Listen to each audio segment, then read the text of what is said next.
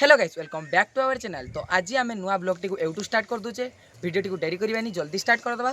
तो आम आज आसी पहुँच जाइए आम बाबा भूतेश्वर बाबा पाखक। तो मंदिर को आम आसचे एटिके कहीं आज पर्यंत यूट्यूब ब्लॉगर आसी ना। तो आम ट्राए करचे आज फास्ट टाइम वीडियो करने। तो चलतु भितर कौन कौन अच्छी सबकि देखीद।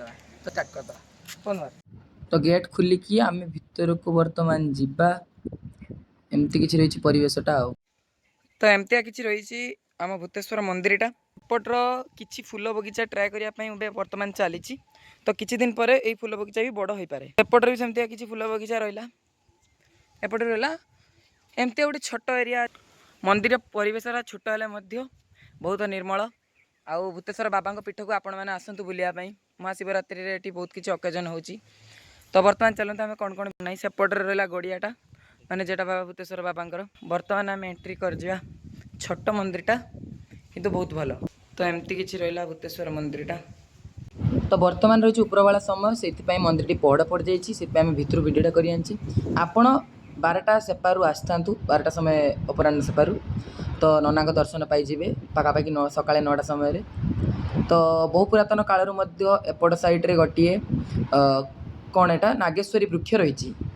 तो ये नागेश्वरी वृक्षर उपकारिता मुझे सब कहूँ केमती कौन फूल गुड़ी एमतीका रही कि नागेश्वरी फूल यहाँ गचर खसी गोटे क्लीयर देखा चाहिए तली की एमती किसी रही नागेश्वरी फूल गच माने गच नहीं फूलटा। आएपटे रहा एत बड़ गच गोटे। तो यही गचर किसी कहानी अच्छी जे कहानीटा आम जाने किंतु बहुत पुरातन कालू से कहानीटा रही। तो चलते आउ कौन कौन अच्छी देखा।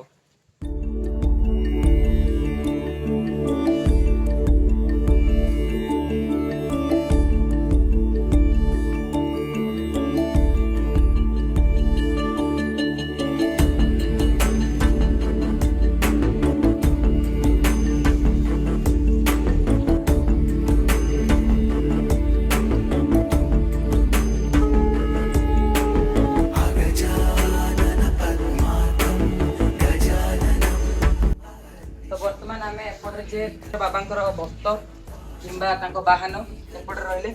तो ये किसी धूप धूप दीप एमती किसी चला जाए देखा चाहिए। एपट नटराज मूर्ति रही आप देखिपे। तो एमतिया किसी रही आम भूतेश्वर बाबा पीठ हूँ। आपण मैंने जदि रसालपुर पटे दे आसुँच तो आपन को 2 ରୁ 3 किलोमीटर पड़ो रसालपुर पटे दे भीमपुर छक देके आसपारे।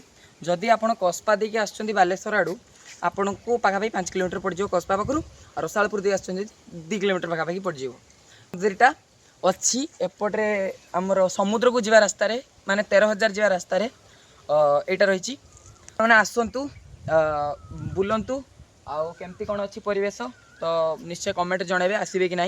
आपड़ जब आसम आम भीमपुर आप बिलंग्स कर तो यही वीडियो टी लाइक कर दिंतु आउ शेयर कर दिंतु प्रचुर मात्रा। तो रोची नमस्कार जय जगन्नाथ।